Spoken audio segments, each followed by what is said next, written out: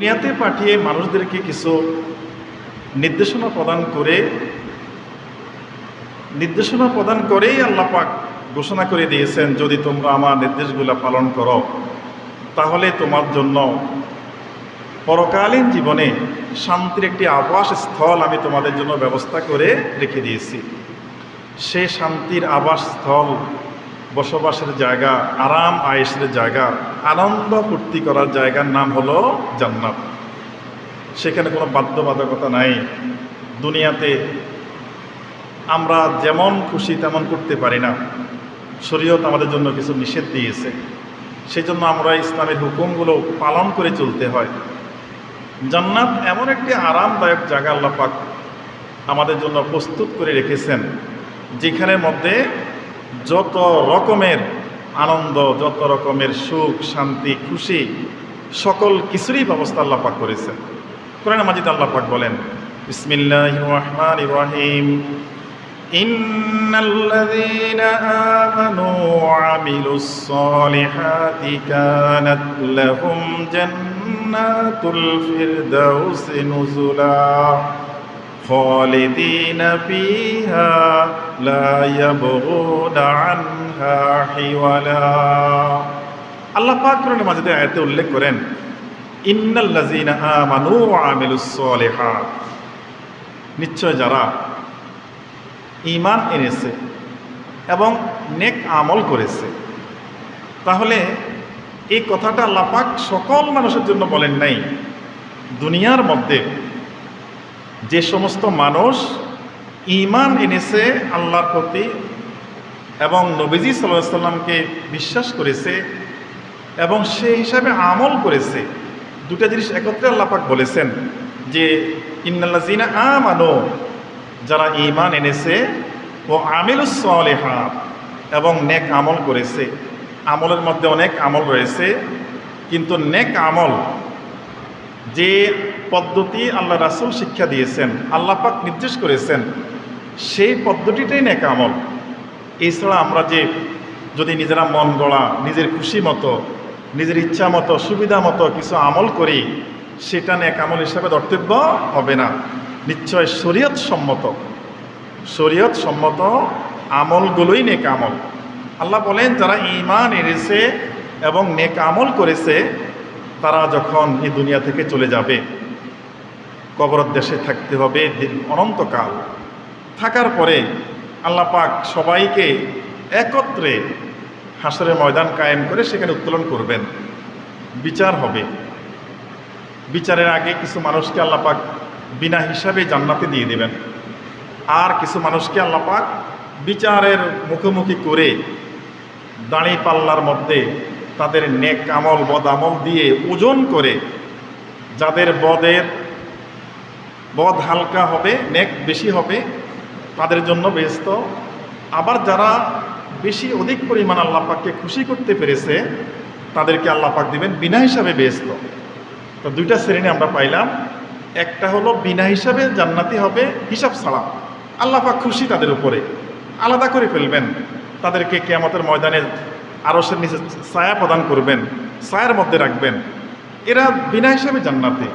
আর কিছু আছে, ওই যে বদও আছে, নেকও আছে, ওজন করে মিজান পাল্লার মধ্যে দিয়ে যাদের নেক বেশি হবে, এদেরকে আল্লাহ পাক জান্নাতে দিবেন। এই সবার জন্য রয়েছে কানাত লাহুম জান্নাতুল ফিরদাউসি নুজুলা।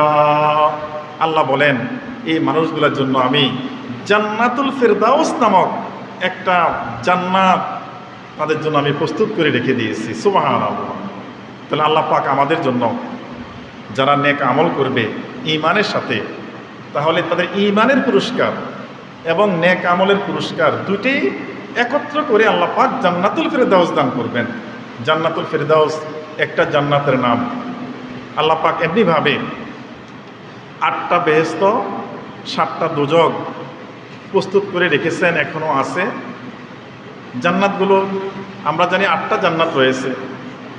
জান্নাতগুলো প্রথম 1 নম্বরে সিরিয়ালে জান্নাতুল ফিরদাউস, 2 দারুল মাকাম, 3 দারুল কারার, 4 দারুস সালাম, 5 জান্নাতুল মাওয়া, 6 দারুন নাইম, 7 দারুল খুলদ, 8 জান্নাতুল আদ। এই 8টা জান্নাতের মধ্যে সবচেয়ে সম্মানিত, মর্যাদাপূর্ণ, বেশি পরিমাণ নেয়ামতপূর্ণ সেই বেহেশতের নাম হলো জান্নাতুল ফিরদাউস। এই জন্য হাদিস শরীফে আছে, রাসূল পাক সাল্লাল্লাহু আলাইহি ওয়াসাল্লাম বলছেন, ফাইজা সাআলতুমুল্লাহু ফাসআলুল ফিরদাউস, যখন তোমরা আল্লাহ পাকের কাছে জান্নাত কামনা করবে তখন তোমরা জান্নাতুল ফিরদাউস কামনা করবে। আল্লাহ আমাদেরকে জান্নাতুল ফিরদাউসের মেহমান হিসাবে কবুল করো। দোয়া করতে হবে ভালোটা দিয়ে। আল্লাহ পাকের কাছে আল্লাহ রাসূল শিক্ষা দিয়েছেন, তোমরা জান্নাতুল ফিরদাউস এর আশা করো, দোয়া করো জান্নাতুল ফিরদাউস যেন যায়। যেহেতু আল্লাহ পাক কোরআনে মাজিদেই বলে দিয়েছেন, যারা ঈমান আনবে, নেক আমল করবে, কানাত লাহুম জান্নাতুল ফিরদাউসে নুজুলা, আল্লাহ পাক তাদের জান্নাতুল ফিরদাউসের মেহমানদারির জন্য জান্নাতুল ফিরদাউস প্রস্তুত করে রেখে দিয়েছেন। সেখানের মধ্যে আমরা কতদিন থাকব? দুনিয়ার মধ্যে আমরা ভালো কোনো জায়গাতে গেলে অল্প সময়ের মধ্যে আমাদের আবার প্রস্থান করতে হয়, সেখান থেকে বের হয়ে যেতে হয়, বেশি সময় থাকা যায় না, বেশি দিন থাকা যায় না। জান্নাতের কি আমরা এভাবে কতদিন থাকব? সেই বিষয়টা আল্লাহ পাক স্পষ্ট করে দিয়েছেন এই আয়াতের মধ্যেই। আল্লাহ পাক বলেন, খালিদিনা ফিহা লা ইয়াবগুনা আনহা হিওয়ালা, আল্লাহ বলেন সেখানে তারা চিরস্থায়ী বসবাস করবে। সুবহানাল্লাহ, যে অনন্তকাল, আর মৃত্যু আসবে না। পরকালীন জীবনে একটা মানুষ এ দুনিয়া থেকে পরীক্ষা শেষে হায়াত যখন শেষ হয়ে যায় তখন মানুষকে মৃত্যুর মাধ্যমে আল্লাহ পাক আলমে বরজাখ, কবরের দেশে নিয়ে যান। সেখান থেকে আবার সেই ইসরাফিল আলাইহিস সালামের তৃতীয় ফুৎকার যখন দিবে তখন মানুষ কবর থেকে উঠে যাবে, সব উঠে যাবে। উঠিয়ে এই তার কার্যক্রম শেষ, অনন্তকালের মধ্যে সে পা দিয়ে দিবে, যেখানে আর তার কোনো মৃত্যু হবে না, যে কালের তার কোনো কী হবে না, শেষ হবে না। সে অনন্তকাল আল্লাহ বলেন যাদেরকে আমি জান্নাত দেব, খালিদিনা ফিহা, তারা চিরস্থায়ীভাবে এই জান্নাতে তারা বসবাস করবে। লা ইয়াবগুনা আনহা হিওয়ালা, আল্লাহ বলেন যে তাদেরকে কখনোই অন্য স্থানে যাওয়ার জন্য আহ্বান করা হবে না, ডাকা হবে না, এই তুমি একটু এদিকে আসো, এই কথা বলা হবে না। একবার যে জান্নাতে প্রবেশ করবে তাকে আর সেখান থেকে বের করা হবে না। আল্লাহ পাক কোরআনে মাজিদে স্পষ্ট করে দিয়েছেন বিষয়টা। এখন জান্নাতে যে মানুষ বসবাস করবে, মানুষগুলা কেমন হবে? আমাদের দুনিয়ার হিসাবে আমরা দেখি কিছু মানুষ লম্বা হয়, কিছু মানুষ মধ্যমাকৃতি হয়, ছোট হয়, কেউ সুন্দর হয়, কেউ কালো হয়, কেউ আবার স্বাস্থ্য কম হয়, বেশ হয়। জান্নাতি মানুষগুলো কেমন হবে সেটাও নবীজি সাল্লাল্লাহু আলাইহি ওয়াসাল্লাম স্পষ্ট করে দিয়েছেন। জান্নাতে যারা যাবে, যারা জান্নাতি হবে, তাদের আকৃতি হবে আদম আলাইহিস সালামের মতো। সুবহানাল্লাহ, আমরা আদম সন্তান, আমাদের আদি পিতার নাম কি? আদম আলাইহিস সালাম। পিতার আকৃতিতে সকল সন্তান যারা জান্নাতি হবে ওই আদম আলাইহিস সালামের আকৃতি করে 60 হাত লম্বা করে সবাইকে সুন্দর করে, যুবক করে, একেবারে সুঠামো করে, সুন্দর করে জান্নাতে আল্লাহ পাক প্রবেশ করাবেন 60 হাত লম্বা করে আদম আকৃতিতে, আদম আলাইহিস সালামের। এখন তাদের চেহারা কেমন সুন্দর হবে? নবীজি সাল্লাল্লাহু আলাইহি ওয়াসাল্লাম বলেন, এই দুনিয়ার মধ্যে আল্লাহ পাক সবচেয়ে সাদা সুন্দর করে পাঠিয়েছেন নবী ইউসুফ আলাইহিস সালামকে। এই ইউসুফ আলাইহিস সালামের রূপ দেখে তৎকালীন মিশরের আপনার প্রধানমন্ত্রীর সহধর্মিনী জুলাইখা পাগল হয়ে, অনেক ঘটনা সেখানে ঘটল। এবং পরবর্তীতে যখন মিশরের নারীরা জুলাইখাকে প্রশ্ন করলো, তুমি আজিজে মিশরের স্ত্রী, তোমাকে তৎকালীন আজিজ মিশরের খোদার স্ত্রীর মর্যাদা দিছে, খোদার স্ত্রী এমন মর্যাদা দিছে তাকে, তুমি কেন একটা সাধারণ মানুষের যে তোমার চাকর হিসেবে তোমার আছে? তখন ইউসুফ আলাইহিস সালামকে সে একটু সাজিয়ে মিশরের নারীদেরকে খবর দিয়েছিল। মিশরের নারীরা সবার সামনে তাদের আপনার খাওয়া দাওয়ার সব ব্যবস্থা আছে। ব্যবস্থা করে দিয়ে সবার হাতে করলো কি একটা করে আপেল দিল আর একটা ছুরি দিল।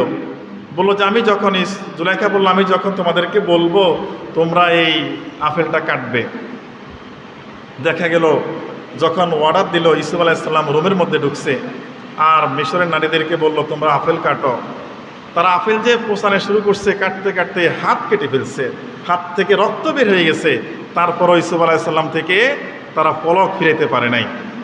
এত সুন্দর রূপ দিয়ে আল্লাহ নবী ইউসুফ আলাইহিসসালামকে দুনিয়াতে পাঠিয়েছেন।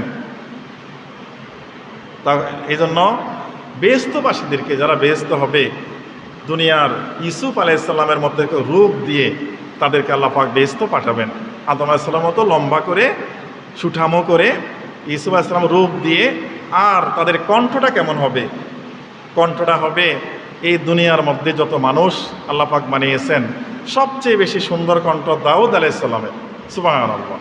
দাউদ আলাইহিসসালাম যখন জাবুর কিতাব নদীর পাড়ে বসে তেলাওয়াত করতেন, তখন আকাশ থেকে, গাছ থেকে পাখিরা এসে কাছাকাছি চলে আসতো। সাগরের মাছ তার তেলাওয়াত শোনার জন্য এই নদীর পাড়ে চলে আসতো। মানুষজন জমা হয়ে যেত তার এত সুন্দর সুরেলা কণ্ঠে। আল্লাহ পাক তার এত সুন্দর কণ্ঠ দিয়েছে। নবী ইসলাম বলেন দাউদ আলাইহিসসালামের কণ্ঠের মতো বেহেশতবাসীদেরকে আল্লাহ পাক কণ্ঠ দান করবেন। সুবহানাল্লাহ। তো তিনজন আদম আলাইহিসসালামের মতো আকৃতি, ইউসুফ আলাইহিসসালামের মতো সুন্দর, দাউদ আলাইহিসসালামের কণ্ঠ দিয়ে সবগুলা মানুষকে একই রকম করে আল্লাহ পাক সাজিয়ে তারপরে বেহেশতের মধ্যে আল্লাহ পাক প্রবেশ করাবেন।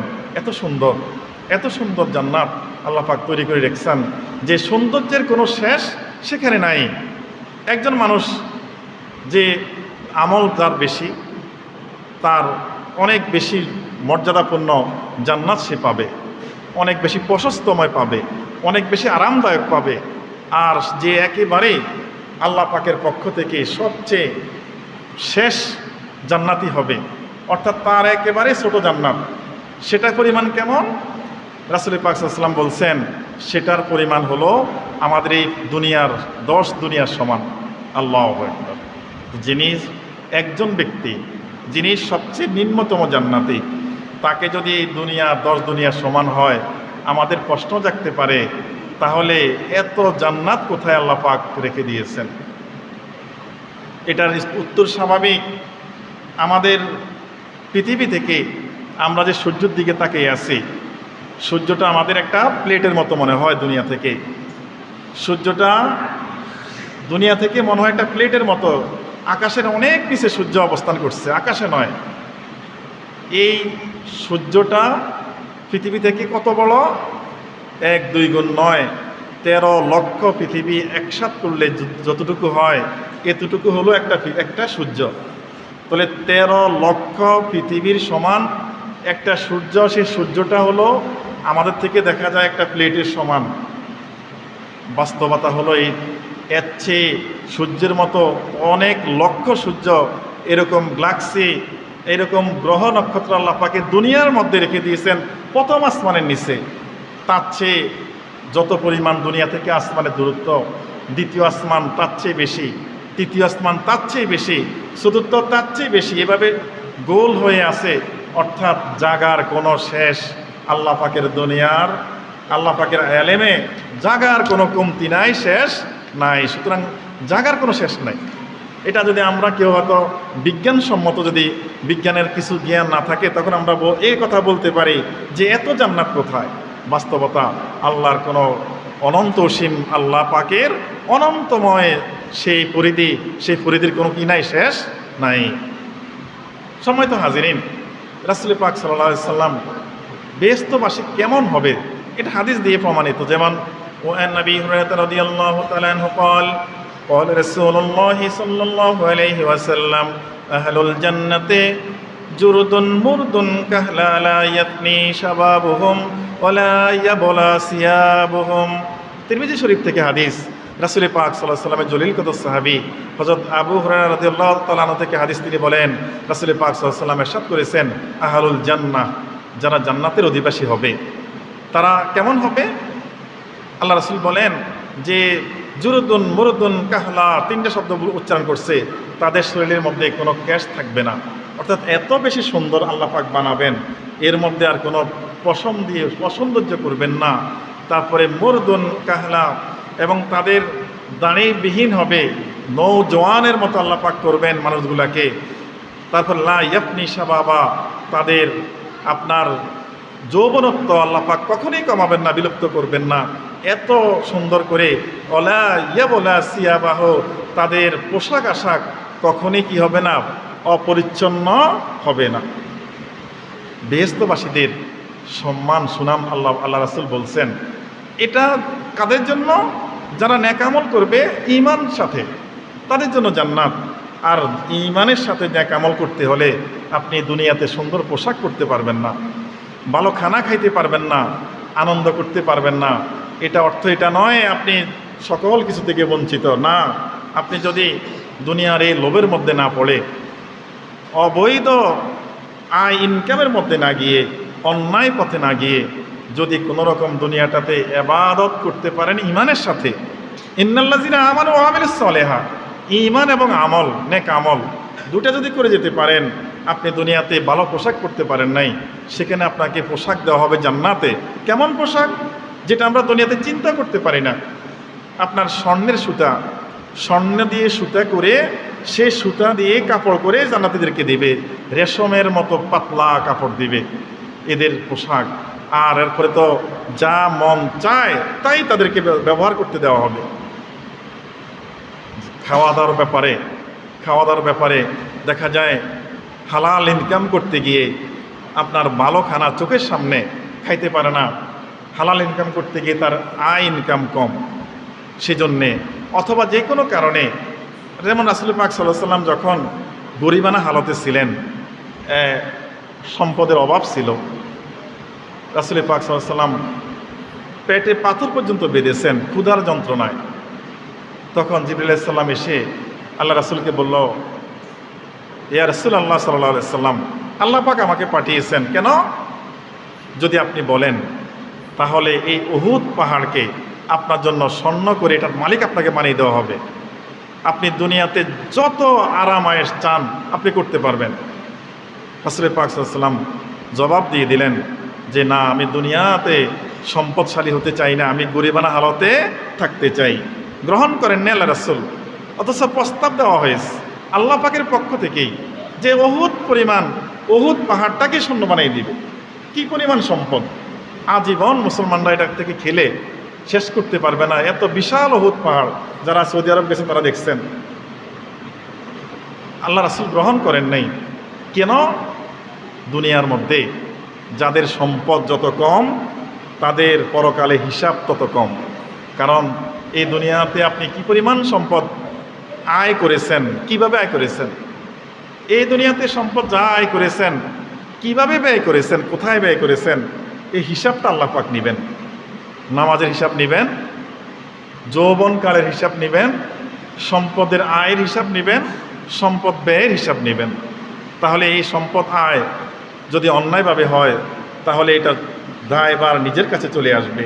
হাদিস শরীফে আসছে যে ইনিশতারা সাওবান আশারা দারাহিম, কোনো ব্যক্তি যদি 10 দিরহাম দিয়ে একটা জামা খরিদ করে, অফিহি দিরহামুন হারামুন, যদি 1 দিরহামের মধ্যে যদি হারামের টাকা থাকে, আল্লাহ রাসূল বলেন তার পক্ষ থেকে নামাজ ইবাদত বন্দেগী আল্লাহ পাকের কাছে গিয়ে কবুল হবে না।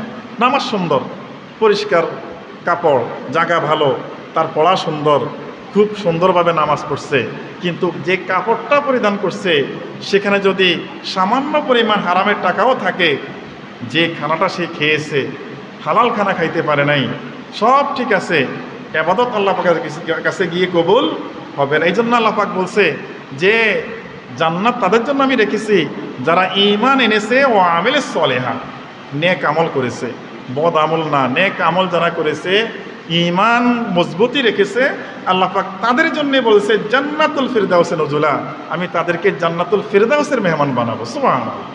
তাহলে আমাদের অনেক বেশি আয় করতে গিয়েও যদি আমরা হারাম করে ফেলি তাহলে আল্লাহ পাকের কাছে গিয়ে জবাব দিতে হবে। অনেক খরচ করলাম, সেখানে খরচটা যদি আমরা সুষম বন্টন না করে থাকি, আপনি 1,00,000 টাকা আপনি যদি খরচ করে ফেললেন, এখান থেকে 10টা টাকা আল্লাহর রাস্তায় দিলেন না, অসহায়ের জন্য আপনি সহযোগিতা করলেন না, অথচ আপনি জানেন সে লোকটা অসহায়, তা এই হিসাব দিতে হবে আপনাকে টাকার। এই জন্য আল্লাহ পাক নামাজ প্রথম হিসাব নেবেন, যৌবনকালের হিসাব নেবেন, আপনি কোন পথে আয় করেছেন, কোন পথে ব্যয় করেছেন, এই হিসাব দেওয়ার পরে তারপরে আপনার নেক আমল বদ আমলের ওজন দিয়ে আপনাকে জান্নাত দেবে, নতুবা আপনি আমি বিপদে পড়ে যাব। সম্মানিত হাজিরিন, আমরা বলতেছিলাম যে জান্নাতিবাসীদের এই তাদের খাওয়া দাওয়ার পোশাক খাওয়া দাওয়া অনেক উন্নতর হবে। দুনিয়াতে আপনি ভালো খেতে পারলেন না, কোনো আফসোসের কিছু নাই, ভালো পোশাক পরতে পারলেন না, কোনো আফসোস নাই, আপনার জন্য জান্নাতি পোশাক অপেক্ষা করছে। আবাসস্থল আপনি এখানে ভালো কিছু তৈরি করতে পারেন নাই না, আপনার জন্য একবারে 10 দুনিয়ার সমান সর্বনিম্নতম জান্নাতি, যে এই 10 দুনিয়া জায়গার মধ্যে খালি থাকবে না, বাগানের পর বাগান। তারপরে আমরা যে নেক আমলগুলো করতেছি, সুবহানাল্লাহ আলহামদুলিল্লাহ তাসবিহগুলো করতেছি, এই তাসবিহগুলোর পরিবর্তে আল্লাহ পাক একটা বিল্ডিং তৈরি করতেছেন, ভিতরে মেহমানদারি তৈরি করতেছেন মানুষদেরকে। আমরা দুনিয়াতে ফি সাবিলিল্লাহ কোনো উজরত ছাড়া কিছু মেহমানদারি আমরা করি, কিছু দান করি, দান থেকে কোনো আমরা জাজা ওয়ালা শুকুরা, অন্য আয়াতে আল্লাহ পাক বলেন যে সে দান করছে লা জাজা ওয়ালা শুকুরা, এর থেকে সে কোনো উপদান চায় না, সে তার শুকরিয়া আদায় করবে সেটাও সে চায় না। এরকম দান যদি করতে পারে, তাহলে এর পরিবর্তে আল্লাহ পাক তার জন্য মেহমানদারি করবেন, দালান কোঠা তৈরি করতেছেন। এই বিশাল জায়গা যদি তার ঘর দরজা না থাকে, এই গাছগাছ না থাকে, বাগান না থাকে, তাহলে এটা মরুভূমি হলে সুন্দর হয় না। আল্লাহ পাক আমাদের এই আমলগুলো দ্বারা যারা জান্নাতি হয়ে যাবে তাদের জন্য ভালো ব্যবস্থা আল্লাহ পাক করতেছেন। যখন মানুষ জান্নাতে যাবে, জান্নাতে যাওয়ার পরে যেমন হাদিস শরীফে রাসূল পাক সাল্লাল্লাহু আলাইহি ওয়াসাল্লাম বলেন, وعن سهيب رضي الله تعالى عنه عن النبي صلى الله عليه وسلم قال إذا دخل أهل الجنة جنة يقول الله تعالى تريد شيئا أزيدكم فيقول ألم تبيض وجوهها। সুহাইব রাদিয়াল্লাহু আনহু থেকে হাদিস, তিনি বলেন নবী করিম সাল্লাল্লাহু আলাইহি ওয়াসাল্লাম ইরশাদ করেন, ইজা দাখালা আহলুল জান্নাতে জান্নাতা, জান্নাতবাসী যারা জান্নাতে যাবে তাদের জন্য কিন্তু এটা আগেই লেখা হয়ে যায়।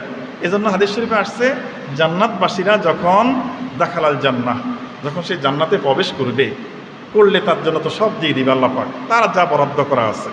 দেওয়ার পরে পর্দার আড়াল থেকে একটা আওয়াজ আসবে, আল্লাহ পাক কথা বলবেন সরাসরি, তবে মাঝখানে একটা পর্দা থাকবে। এই পর্দার থেকে ইয়াকুলুল্লাহু তাআলা, আল্লাহ পাক বললেন, আল্লাহ পাক বেহেশতবাসীদেরকে উদ্দেশ্য করে বলবেন, তুরিদুনা শাইয়ান, যে তোমরা কি আর কিছু চাও? বান্দাকে প্রশ্ন করবে আল্লাহ পাক, তোমরা কি আর কিছু চাও? কখন প্রশ্ন করে এটা? যখন আপনি মনে করেন 5-7 পদের তরকারি একজন মেহমানের সামনে দিয়ে সখন সব কিছু নিয়ে বললেন, আপনি খেতে থাকেন, আপনি দিতেছেন খাইতেছে, একটা পর্যায়ে আপনি বলেন ভাই আর কিছু লাগবে, তখন অবশ্যই মন থেকে আসে না আর কিছু দরকার। বেহেশতের মধ্যে আল্লাহ পাক এত বেশি দান করবেন, হ্যাঁ 80,000 তার জন্য আপনার খাদেম ব্যবস্থা করবেন, 80,000, প্রায় 72,000-এর মতো নারীর ব্যবস্থা করবেন, খাদেম, খুদ্দাম, হুর, তার সেবক, তার বিভিন্ন আয়োজন প্রয়োজন, তার বিশাল বিশাল বাড়ি থাকবে, এগুলো পাহারাদার, সব কিছু মিলে 80,000, 72,000, এত কিছু দিয়ে সব কিছু বুঝিয়ে দিয়ে তার জন্য খাবার ব্যবস্থা করে, আরামের ব্যবস্থা করে, তার জন্য ঘোরার ব্যবস্থা করে দিয়ে তখন তাকে বলবে যে আল্লাহ পাক এসে পর্দার আড়াল থেকে বলবেন তুরিদু শাইয়া, আর কিছু লাগবে তোমার? বেহেশতবাসীদেরকে বলবেন। তখন তো যারা বেহেশত যাবে, নাশুকুর বান্দা তার বেহেশতি হবে না, তারা বলবে, বেহেশতবাসীরা বলবে, আযীদুকুম ফায়াকুলু আলাম তুবাইয়িজ উজুহাকুম। তখন বেহেশতবাসী বলবে যে ও আল্লাহ পাক বলবেন, যদি বলো কিছু, আযীদুকুম, তোমাদেরকে আমি আরও কিছু দিব, যা দিছি তোমরা যদি আরও চাও আরও কিছু তোমাদেরকে দিব। বান্দা আল্লাহর কাছে কি চাইবে সেটাই খুঁজে পাবে না, এত কিছু সামনে। বান্দা কি বলবে? শুকরিয়া একটা শব্দ বলবে, তারা বলবে ইয়াকুলুনা আলাম তুবাইয়িত উজুহা আলাম তুদখিলিল জান্নাতা ওয়া নাজ্জিনা মিনান নার। তিনটা শব্দ বলবে বেহেশতবাসী, আল্লাহ আপনি হাসরের ময়দানে কোটি কোটি মানুষ, সেখান থেকে আপনি আমাদের মুখটাকে উজ্জ্বল করেছেন। যখন একটা মানুষ পেরেশানির থাকে, থাকার পরে যখন তার সুসংবাদ চলে আসে, একটা হাসি চলে আসে মুখে। এই হাসরের ময়দানে পেরেশানির মধ্যে আল্লাহ যখন ঘোষণা করলেন এ অমুক অমুক অমুক তোমরা জান্নাতি, তখন যে বেহেশত মুখটা একটা উজ্জ্বল হয়েছে, আল্লাহ তারা বেহেশতবাসী বলবো আল্লাহ এত মানুষের মধ্যে আপনি আমাদের মুখটাকে উজ্জ্বল করেছেন, আমরা আর কি চাবো আপনার কাছে। আলাম তুদখিলিল জান্নাতা, আল্লাহ আমরা যে নেক আমল করেছি এই আমল দিয়ে আমরা জান্নাতি হব এরকম আমরা আশা করি না। আপনি যে দয়া করে আমাদেরকে জান্নাতি করেছেন, আমরা আর কি চাবো আপনার কাছে। ওয়াতুনাজ্জিনা মিনান নার, আমরা তো মনে করছি আমাদের বদের কারণে আমরা জাহান্নামী হয়ে যাব, আপনি দয়া করে যে জাহান্নাম থেকে আমাদেরকে মুক্তি দিয়েছেন, আমরা আর কি চাইবো আপনার কাছে। শুকরিয়ার শব্দগুলো এগুলা। তখন আল্লাহ পাক তাদের প্রতি খুশি হবেন, খুশি হয়ে এই বান্দাদেরকে বলবেন ক্বালা, আল্লাহ তাকে বলবেন ফায়ুরফাউল হিজাব। এখন আল্লাহ পাক যখন খুশি হয়ে যাবেন, তখন জান্নাতিবাসী আল্লাহ তাআলার মধ্যে যে একটা পর্দা ছিল, হিজাব ছিল, আল্লাহ পাক এই পর্দাকে উঠিয়ে ফেলবেন। সুবহানাল্লাহ। ফায়ানজুরুনা ইলা ওয়াজহিল্লাহ, এবার বেহেশতবাসী আল্লাহ পাকের চেহারার দিকে তাকিয়ে থাকবে, যেটা হলো জান্নাতের সবচেয়ে বড় নেয়ামত। চিন্তা করতে পারবে না জান্নাতের বাসীরা যে মহান আল্লাহ পাক আমাদেরকে দেখা দিবেন, আর একটা নজরে 40 বছর তারা শেষ করে দিবে, মনে করবে মনে হয় যেন আমরা এক পলক আল্লাহকে দেখেছি। যে আল্লাহর হুকুম পালনের জন্য এত কষ্ট দুনিয়াতে করেছে বান্দা, সে আল্লাহ পাক সরাসরি এসে বেহেশতীবাসীদের সামনে পর্দা উত্তোলন করে দেখা দিবেন। সে খুশ নসিব যদি আমরা পেতে চাই, আমানু আমিলুস সলেহা, ঈমানটাকে ঠিক রাখতে হবে, নেক আমল করতে হবে, বদ আমলগুলো ছেড়ে দিতে হবে, এছাড়া কোনো সুযোগ নাই। ফলাফল কি হবে, পরীক্ষা কি প্রশ্ন আসবে, সব আমাদের কাছে আল্লাহ পাক দিয়ে রাখছেন যে নেক আমল করলে, ঈমান ঠিক রাখলে জান্নাতের দিকে, বদ আমল করলে জাহান্নামের দিকে, এটা স্পষ্ট করে দেওয়া হয়েছে। তারপর যদি আমরা সেটা না মানে চলতে পারি, সে ব্যর্থতা একমাত্র আমাদেরকে নিতে হবে, এটা আল্লাহ পাক দায়ী থাকবেন না। ফামা উতু শাইয়া আহাব্বা ইলাইহিম মিন নাজরি ইলা রাব্বিহিম, আল্লাহ পাক যখন তাদেরকে দেখা দিবেন, বেহেশতবাসী রাসূল পাক সাল্লাল্লাহু আলাইহি ওয়াসাল্লাম বলেন যে পরকালীন জীবনে এর চেয়ে বেশি আরামদায়ক, এর চেয়ে বেশি নেয়ামত আর আল্লাহ পাকের দেখা এটা ছাড়া আর কিছুই থাকবে না, সেটাই বেহেশতবাসী পেয়ে যাবে।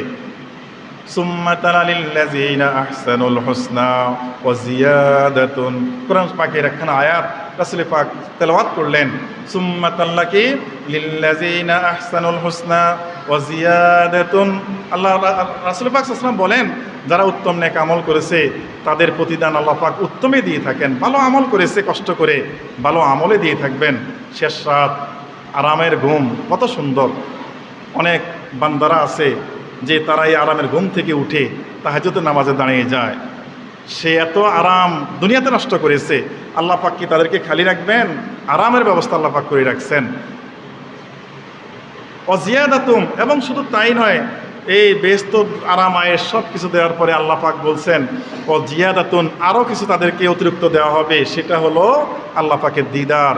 বেহেশতবাসীদেরকে আল্লাহ পাক দিদার দিয়ে ধন্য করবেন। সম্মানিত হাজিরিন, আমাদের এই সুন্দর ব্যবস্থা আল্লাহ পাক প্রত্যেকটা মানুষের জন্য করে রেখেছেন। আল্লাহ পাক চান যে দুনিয়ার সকল মানুষ জান্নাতি হোক।